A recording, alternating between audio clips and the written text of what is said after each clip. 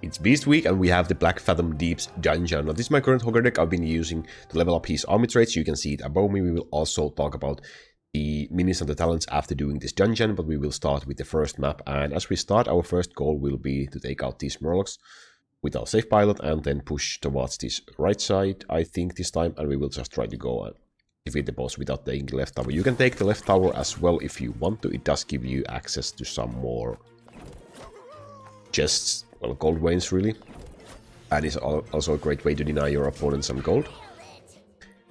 But we will see if we can do it without. We will use the Earth Elemental to aggro the tower so we can take it out. And then we will have to focus some resources on actually defending this one. So we will deploy, I will deploy our leader in here as well. Maybe we will take out the other tower with that as well. I will aggro the tower with Wilbow to give our harpies free access to the tower. We should be able to take that one out. So we did end up taking them both, but that's fine. What I'm gonna do now is I'm gonna drop my safe pilot over here to take out that Ogre Mates. There we go. And I'm gonna use Earth Elemental aggro the boss. This Murlocs keeps spawning, so that's a little bit annoying for us. We have to get something that's unbound to be able to take it out, and we will use the Wilbow, and we will also be losing that tower right now. We are doing some heavy damage to the boss already, so that's gonna be fine. We might actually... Oh, we did not lose the tower yet, that's really good.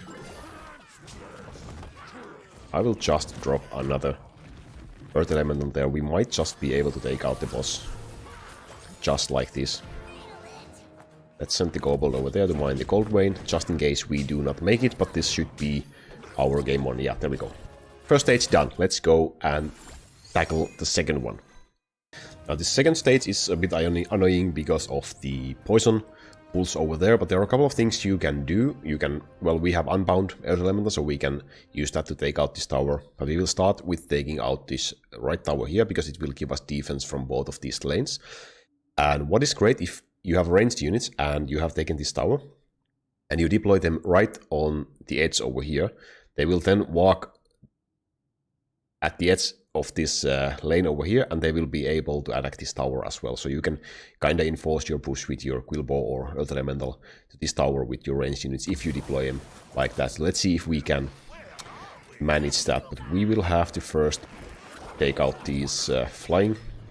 The gargoyles are pretty much the greatest threat in this one, but we will now push for this tower right away.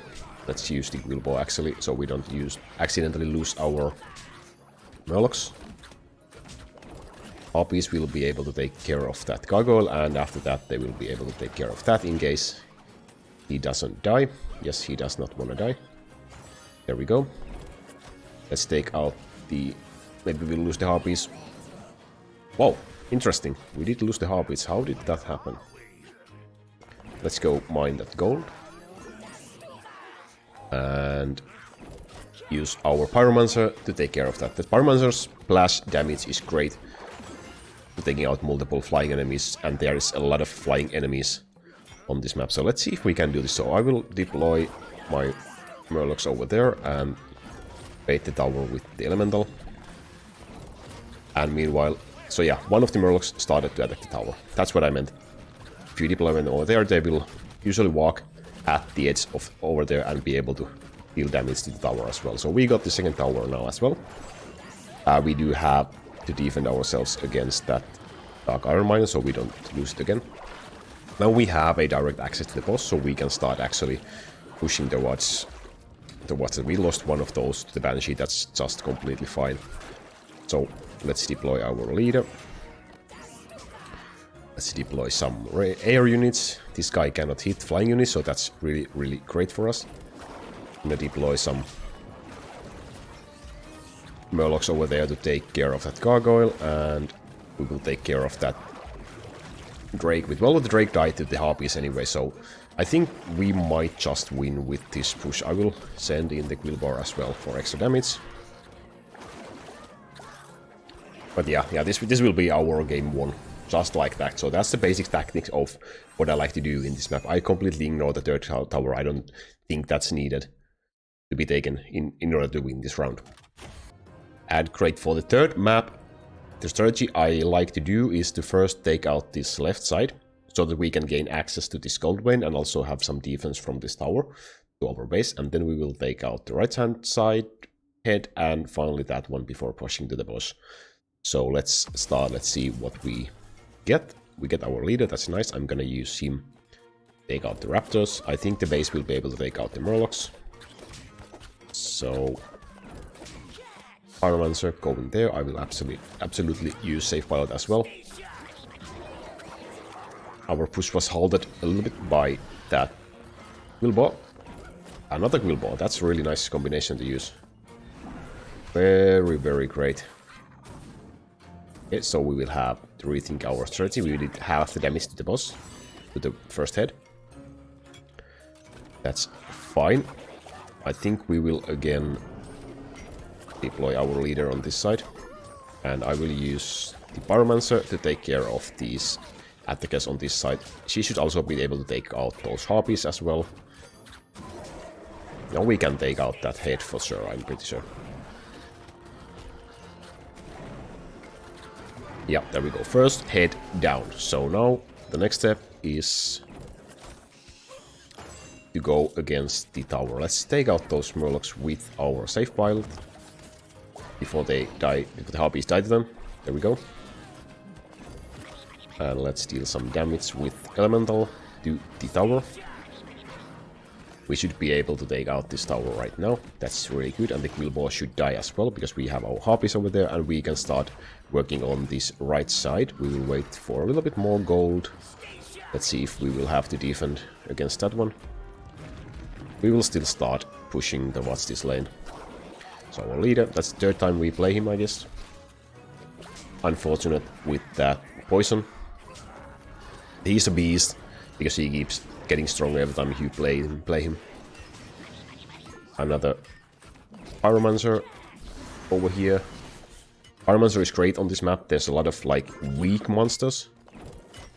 Another great thing is you can use your Safe Pilot on top of here and she can just attack everything coming from below. So let's finish this second head right now so we can start working on the third one. At this point you should change this arrow so that your units will go on this way, because otherwise they will just die if they go towards the waterfall before that's taken. I would love to deploy my murlocs over here to take out those harpies. And again, Pyromancer there to defend. That's very nice. What's happening over here? Some small minor inconveniences, I guess. Let's deal some damage. Let's go mine that gold vein while we are at it. And we will work towards the last head right now. It's been a little bit longer round for this last round than I was expecting, but we are still slowly making our way towards the end, and that's fine. Let's see. Now we should be able to deal huge damage to that head. Let's drop the kobold over there as well. Okay, third head down, and we can advance to the boss, so we're already at overtime. Well, that's fine. We will keep on going. I like to take out this head first, and Quillbot is really good for tanking that one, but we can also start working our way towards this other head as well. Let's drop the elemental there, do some damage. Unfortunately, the harpy is just deployed over there. But Safe Pilots should be able to take care of those. We got the second head, and now it's just one head left. So we will keep pushing with our overtime. And we will win with this push, I'm sure. We have so many range damage dealers over there, that's it. The game is won. So, currently, Hogger is talentless. I haven't been able to purchase any talents for him, but I will be getting this Ham Hock as soon as I can. But we didn't need it in this round, so he's talentless. And for these Tidehunters, I'm running the safety bubble so that they can survive a little bit longer, it's good to stay alive so that they can deal a lot of damage. They are nice and cheap. This build has a lot of cheap units for fast cycle because you want to be able to play your leader multiple times because he gets stronger every time you play him. Even stronger if you have the talent that I don't have yet. Harpies are just great. I have the poison. They will just be able to tear pretty much anything as long as something is covering them so they don't get blasted by any range, like for example by the Drake in the second stage or the Ogre Mates in the first stage. Other than that, they can just tear through anything. Quillbow, as you saw, can be used for some extra damage, but also for aggroing a lot of enemies that would otherwise kill your weaker units. Towers or bosses or the ranged attackers, especially against the Ogre Mages in the first stage, he can really hold out on his own. I have the Tunnel Vision for faster deployment. As the range slot in here, I have Pyromancer with the Conflagrate talent for increased slash area, and you saw she's really nice for the second and third round, especially because in third round there's a lot of flying units. She can just splash them all, kill them all, and in the second stage there's a lot of ground units that are coming as groups, so she is great for clearing those out. Safe Pilot, do I have to say, one of the best units in the game in most of the decks. I would say she is used. I have the Gnomish Cloaking Device. If you don't have that talent yet, she will be maybe doing a little bit less damage potentially, but she will still be quite useful, especially in the first stage against those Murlocs that will spawn on high grounds. And then in here, Earth Elemental, not getting any benefit from the army trade upgrade, unfortunately. If I wanted to use someone that would get benefit from there, then we could use the Gargoyle, because he is flying. I have the Wing Buffet talent in here for increased movement speed, and he is extremely great, especially in the second stage, for taking the left-hand side tower, because he can fly over the poison without taking damage. But then again, you can just deploy Earth Elemental there without any kind of movement anyway, so kinda does the same job, just faster, if you ask me. Also great for distracting and aggroing towers and bosses in general, so that your weaker units that deal a lot of damage fast can advance and actually tear down those enemies. So that's the build I've been using. I hope you will have much success with it. Thank you very much for watching. I will see you next time with the next Dungeon Week. Laku out.